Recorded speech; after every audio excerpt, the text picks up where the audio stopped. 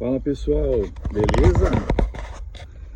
Bom dia, né? Boa tarde, boa noite, depende do horário que vocês vão ver esse vídeo.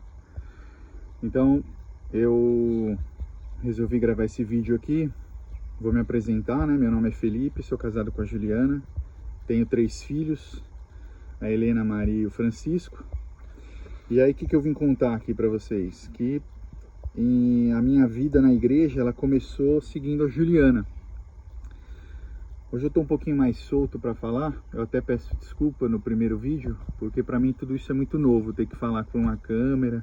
Eu até demorei muito para começar esse projeto, porque eu me perguntava, acho que eu estava lendo muito Tim Keller, se isso era mais uma ambição minha ou nossa, do que um serviço assim para divulgar o evangelho, né?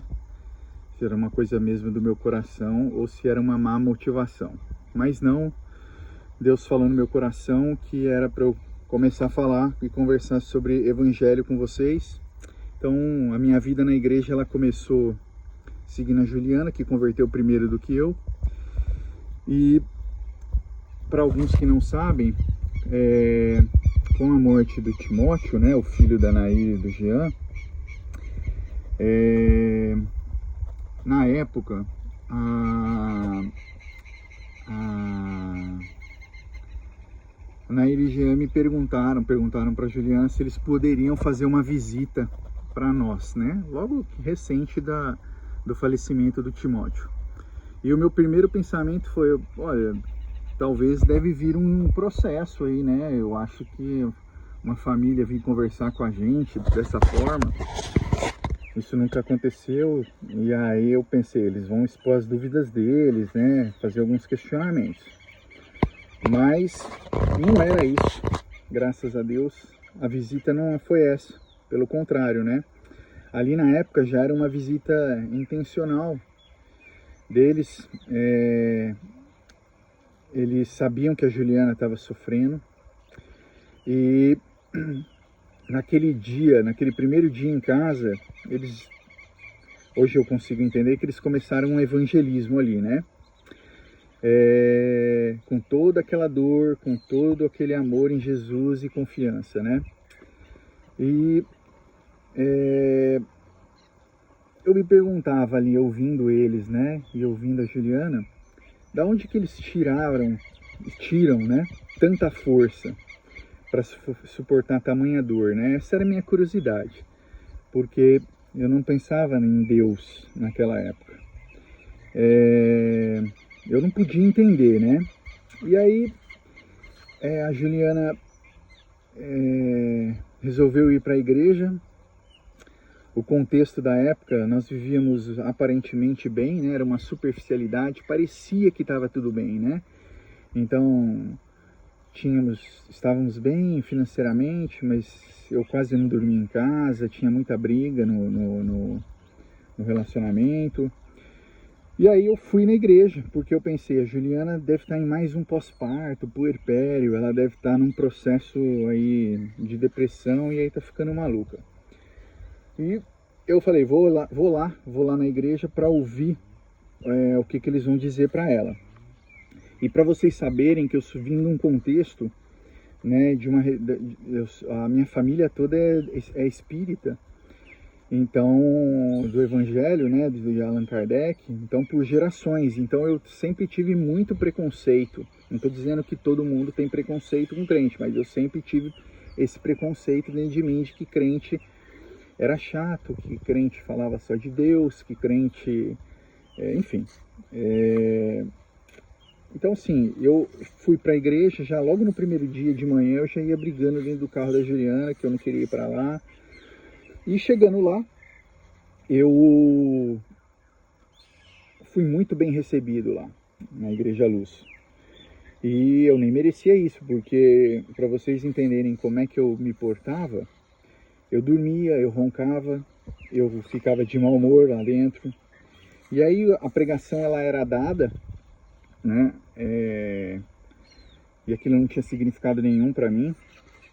E todo domingo de manhã tinha a escola dominical. E na escola dominical tinha um discipulado.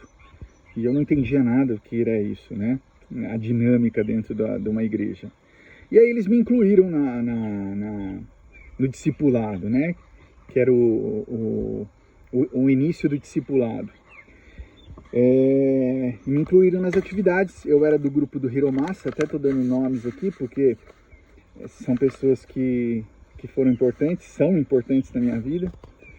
E eu não me lembro exatamente em qual lição, mesmo porque o meu intuito ali era provar que a Juliana estava louca ou estava desequilibrada, no sentido de ser uma depressão, né? E eu não lembro quantas lições eu fiz do discipulado, nesse período que eu fiquei indo lá de mau humor e com o saco cheio. E eu até lembro uma segunda visita da Nair e do Jean, que eles foram em casa e eles começaram a orar, a Juliana, a Nair e o Jean, dizendo assim, né, que ela aceitava Jesus, né? Aceitava Jesus na vida dela. E eu falei, mas eu também aceito Jesus, né? Por que isso tudo, né? Me perguntava. E era mais um motivo de eu falar, meu Deus, esse pessoal a Juliana não tá bem. E aí eu continuei indo, porque eu achava sempre pensei que como a gente é companheiro, tem que estar em todo lugar. E só que aí indo todos esses domingos, entrou uma semana que eu estava de plantão na sexta-feira no Hospital da Criança e um chefe lá da UTI me ligou, eu estava no pronto-socorro, falou assim, vem aqui na UTI, estou precisando de ajuda porque tem 3 crianças aqui, uma está convulsionando e tenho 2 em parada cardíaca. E eu fui. Aí eu cheguei lá, fiquei fiquei com uma criança, né, fazendo os procedimentos da parada cardíaca. E aí eu fiquei por mais ou menos 1 hora, o colega virou para mim e falou assim, olha, eu vou finalizar o protocolo, você já me ajudou muito, desce lá, vai para volta para a porta, né? E aí eu larguei, né, comecei a sair da UTI, na hora que eu saio eu encontro com o pai, bem na porta. E aí o pai me olhou com aquele olhar de uma espada enfiando em você, assim, né, com aquele olhar que não tem como você sair, dar uma desculpinha. O pai veio, pegou na minha mão e falou assim, eu quero orar, posso orar? O senhor estava lá com meu filho? E aí eu, com toda aquela confiança que eu nunca vi na vida, ele pedia para Deus pela vida do filho dele, né?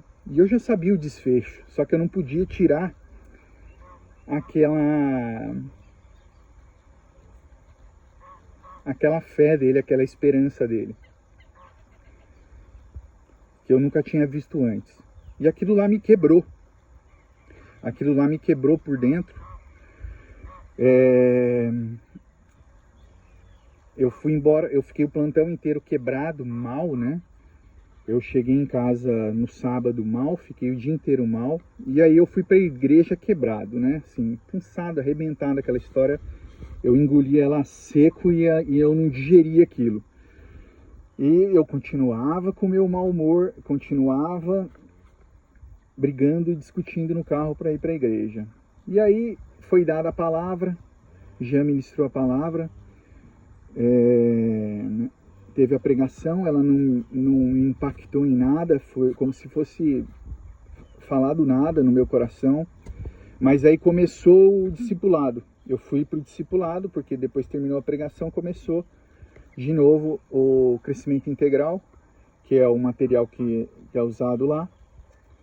E quando o Hiromasa começou a falar sobre o que Jesus tinha feito por nós na cruz, parecia que eu tinha tomado um soco, sei lá, eu tive um impacto, parecia que eu era uma criança, quando uma criança ganha uma surpresa. Simplesmente o meu coração foi preenchido e eu ali entendi o que Jesus fez por nós. E ali caiu, né, a escama dos meus olhos, e o Evangelho e Jesus tem mudado a minha vida desde então.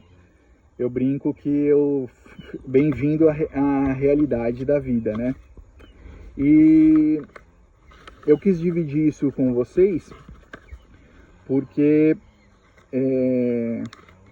o contexto não era legal, nada favorecia eu entender a Cristo, nada favorecia eu entender o Evangelho, e talvez muitos de vocês que estão assistindo ainda não entendam.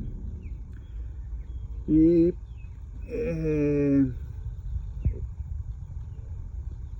o Evangelho, ele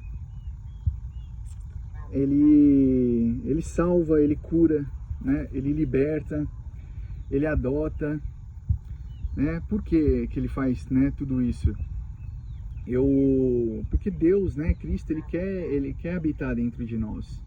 Então, quando eu olho para essa minha história, eu vejo como Deus me perseguiu, como Ele foi atrás de mim, como Ele me buscou. E mesmo eu, a todo momento, querendo negá-lo, chegou um momento que Ele foi me tirando as forças até a hora que eu pudesse entendê-lo.